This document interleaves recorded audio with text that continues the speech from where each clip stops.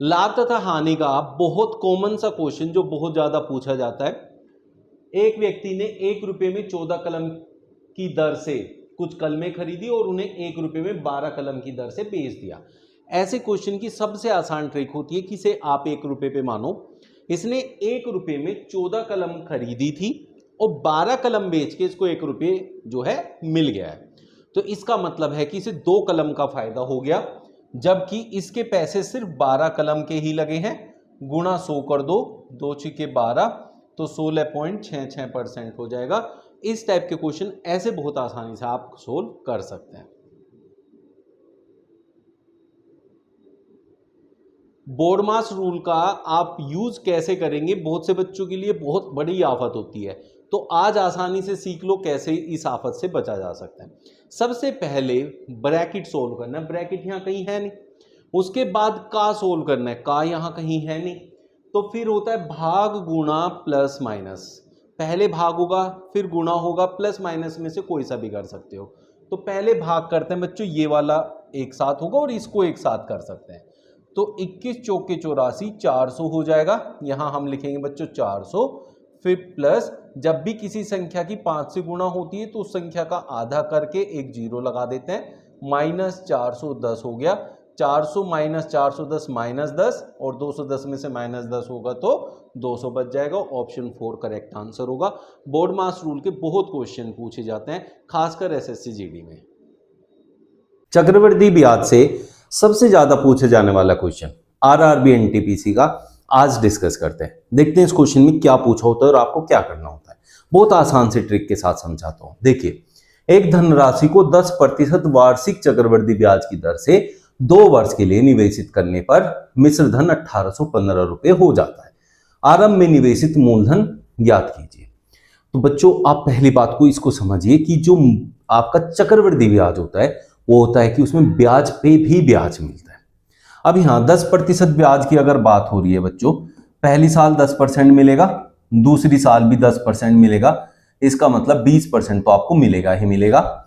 फिर जो पहली साल का ये ब्याज है इस पे फिर से 10% मिलेगा, 10 का 10% होता है 1%, इसका मतलब हमें टोटल 21% का ब्याज मिलेगा। जो संख्या होती है वो खुद की 100% होती है, मतलब मूलधन होता है 100%, 21% का ब्याज हो गया। तो इसका मतलब टोटल हमारे पास 121% धन हो जाएगा, जिसको मिश्र धन कहते हैं। अब यहां हमें मिश्र धन दिया गया 1815, तो इसका मतलब 121% बराबर हो गया 1815 के। अब अगर 1% निकालना है तो क्या करोगे, 1815 को 121 से भाग कर दोगे, संख्या 100% होती है तो 100 से यहां गुणा कर दो, ये जो है 15 बार जाएगा, तो आपका आंसर हो जाएगा 1500 रुपए। तो आपके पास स्टार्टिंग में जो धन था जिसे हम मूलधन कहते हैं वो 1500 रुपए था। आई होप बहुत अच्छे से आसानी से क्लियर हो गया होगा क्या करना होता है इस टाइप के क्वेश्चन के अंदर। किसी मूलधन पर 10% वार्षिक ब्याज की दर से दूसरे वर्ष का चक्रवृद्धि ब्याज 154 प्राप्त होता है। ऐसे क्वेश्चन को करने के लिए बहुत सिंपल सा आसान सा तरीका समझाता हूं। याद रखो कि हमारे पास जो भी मूलधन होता है, मतलब जो आप संख्या लेके चलते हो, वो खुद की 100% होती है, और जितना उस पर ब्याज मिलता रहता है उतना परसेंट वो बढ़ती रहती है। जैसे अगर संख्या हमारे पास स्टार्टिंग में क्या बोला मैंने, 100% होती है, पहली साल अगर 10% का ब्याज मिलेगा तो वो संख्या 110% हो जाएगी। लेकिन चक्रवृद्धि ब्याज के अंदर ब्याज पे ब्याज मिलने की वजह से वो परसेंटेज में थोड़ा बदलाव आता है। वो क्या होता है बच्चों, समझो। पहली साल अगर 10% मिला है, उसने कहा 10% वार्षिक ब्याज की दर चल रही है, तो अगली साल फिर से 10% मिलेगा भाई। लेकिन दूसरी साल इस 10% का भी 10% मिलेगा, मतलब 10 का 10% क्या होता है, 1%।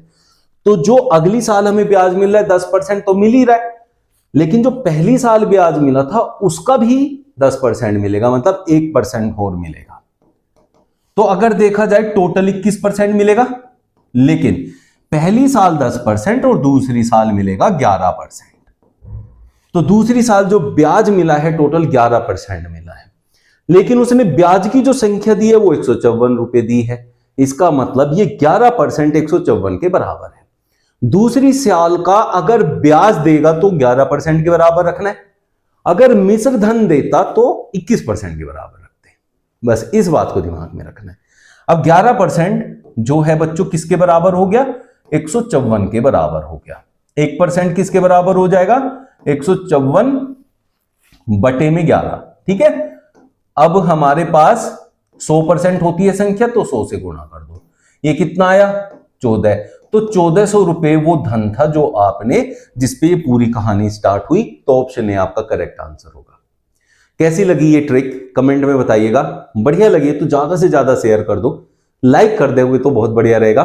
और जो नए हैं वो सब्सक्राइब कर लो, फॉलो कर लो। यही आपसे जो है हमारी रिक्वेस्ट है। मिलता है कल फिर नए सेशन में। Thank you.